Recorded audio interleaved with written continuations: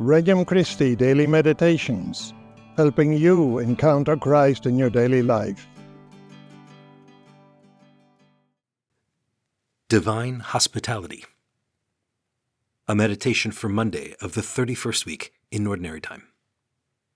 From the Gospel of Luke, chapter 14. On a Sabbath, Jesus went to dine at the home of one of the leading Pharisees. He said to the host who invited him, "When you hold a lunch or a dinner, do not invite your friends or your brothers or sisters or your relatives or your wealthy neighbors, in case they may invite you back and you have repayment. Rather, when you hold a banquet, invite the poor, the crippled, the lame, the blind. Blessed indeed will you be because of their inability to repay you. For you will be repaid at the resurrection of the righteous." Opening prayer. Come, Lord Jesus, come.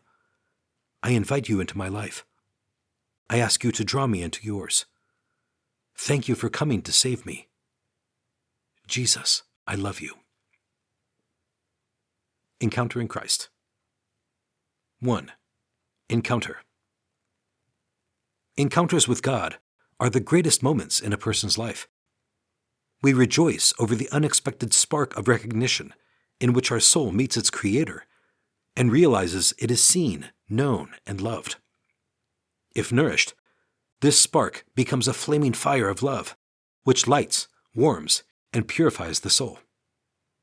In this gospel passage, Jesus was teaching the Pharisee by speaking many words that encourage this encounter with the living God.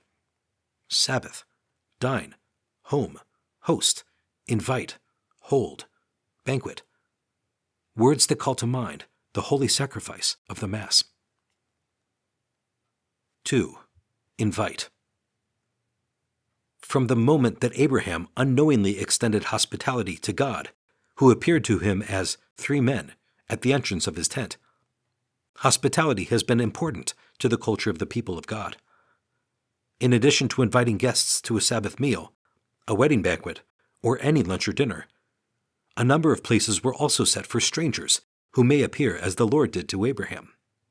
By saying, "When you hold a lunch or a dinner, do not invite your friends or your brothers or sisters, or your relatives or your wealthy neighbors, in case they may invite you back and you have repayment," Jesus was reminding the Pharisee that an important part of their Jewish heritage was the friendly welcome of strangers.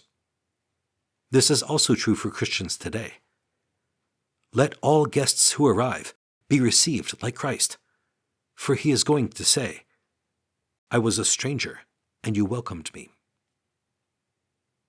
3. Blessed. Rather, when you hold a banquet, invite the poor, the crippled, the lame, the blind. Blessed indeed will you be because of their inability to repay you.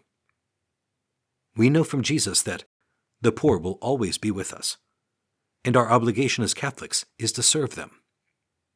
However, this command of Jesus's may not necessarily require volunteering at a soup kitchen, although that's very admirable. As Mother Teresa said, there are 2 kinds of poverty. We have the poverty of material. For example, in some places like in India, Ethiopia, and other places, where the people are hungry for a loaf of bread, real hunger. But there is a much deeper, much greater hunger, and that is the hunger for love, and that terrible loneliness and being unwanted, unloved, being abandoned by everybody.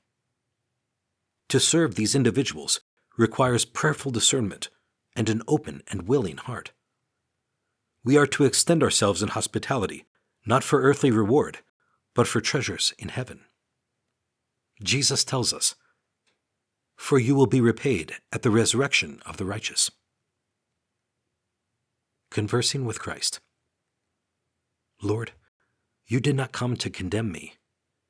You came to give me life in abundance, and I am to share your life with others, especially with the poor. Help me to heed your call and direct my energies toward the apostolic work you have laid out for me, so that I may fulfill your will and bring glory to your name. Resolution.